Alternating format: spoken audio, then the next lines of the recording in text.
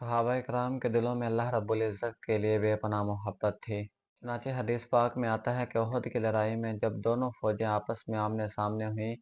تو اگلے دن لڑائی ہونی تھی، اور دو صحابہ کرام آپس میں دوست تھے۔ ایک کا نام حضرت سعد بن وقاص رضی اللہ تعالی عنہ اور دوسرے کا نام حضرت عبداللہ بن جحش رضی اللہ تعالی عنہ ہے۔ ان دونوں نے آپس میں کہا کہ ہم نے رسول اللہ سے سنا ہے کہ جب کوئی مجاہد اللہ تعالیٰ کی بارگاہ میں جہاد کرنے کے لیے نکلتا ہے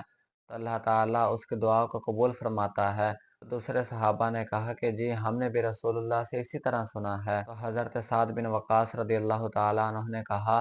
کہ میں اللہ تعالیٰ کی بارگاہ میں دعا کرتا ہوں اور آپ آمین کہیے گا، پھر آپ دعا کیجیے گا اور میں آمین کہوں گا تو اللہ تعالیٰ ہماری دعاؤں کو قبول فرما لے گا۔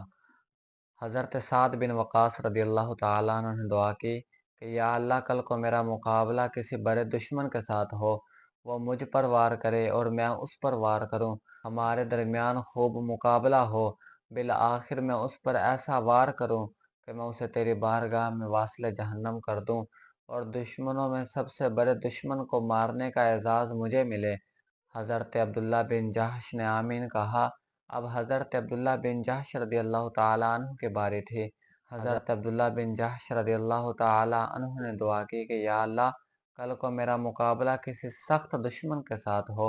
وہ مجھ پر وار کرے اور میں اس پر وار کروں، بالآخر وہ مجھ پر ایسا وار کرے کہ وہ مجھے تیری بارگاہ میں شہید کر دے، اور شہید کرنے کے بعد وہ میری آنکھیں نکال دے اور میرے دونوں کانوں کو کاٹ دے، میری ناک کو بھی کاٹ دے، اور کل قیامت کے دن میں اسی حال میں اٹھایا جاؤں، اور یا اللہ تو مجھ سے سوال کرے کہ میرے بندے تیرے آنکھوں اور کانوں کا کیا بنا، اور میں عرض کروں